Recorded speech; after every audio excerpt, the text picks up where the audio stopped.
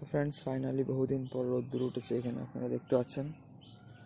তো এই যে রোদ্দুর আমার গায়ে পড়ছে হালকা, খুব সামান্য হালকা রোদ্দুর, বহুত দিন পর। শীতকালে এটাই কমন ব্যাপার, ঠিক আছে, সব জায়গায় এখন মোটামুটি এরকম রোদ্দুর কম ওঠে।